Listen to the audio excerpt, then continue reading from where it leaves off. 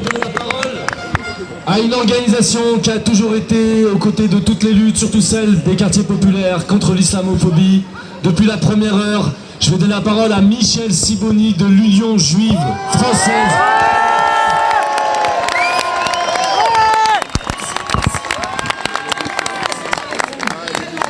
Depuis des années maintenant, des enfants vont tous les jours à l'école de la République et ils subissent méfiance et mépris de ce qu'ils sont, contrôles et discours humiliants sur leur religion, leur famille. Ces enfants écoutent à la télévision des discours humiliants pour leur famille, leur père, leur mère, leurs frères et leurs sœurs.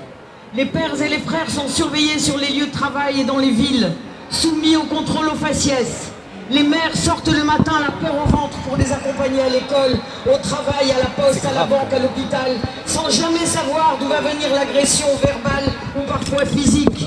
C'est cela, messieurs, dames, l'insécurité quotidienne pour des millions d'hommes et de femmes et d'enfants. Et c'est cela l'apprentissage que subissent les enfants de la République. C'est ainsi qu'on forme les citoyens dans ce pays. Et c'est une honte.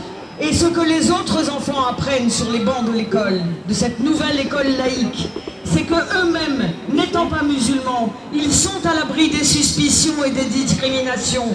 Et ils intègrent la discrimination et la ségrégation comme des choses normales. Bravo!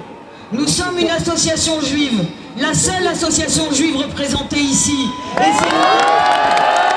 nous sommes la seule association juive ici présente et c'est lamentable.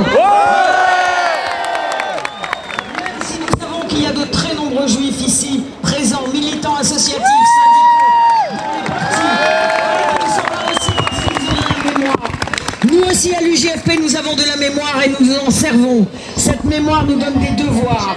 D'abord et avant tout, être toujours du côté de l'opprimé et de la victime du racisme.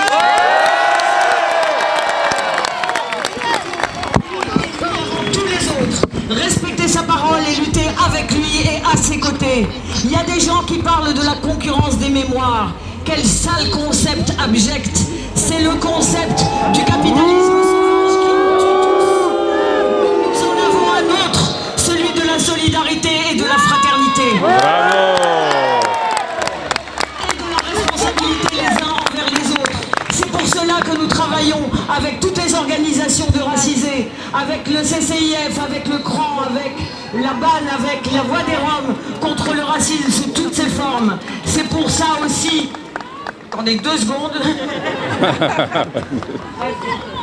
C'est pour ça aussi que pour empêcher la banalisation du mal, pour empêcher la victoire de l'ordre néolibéral sauvage, il faut une mobilisation massive contre le racisme islamophobe et contre le racisme sous toutes ses formes.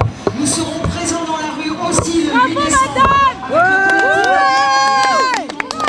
pour dire les humiliations de nos enfants, ça suffit. Les violences policières dans les banlieues, seule marque de la présence de l'État aujourd'hui, ça suffit.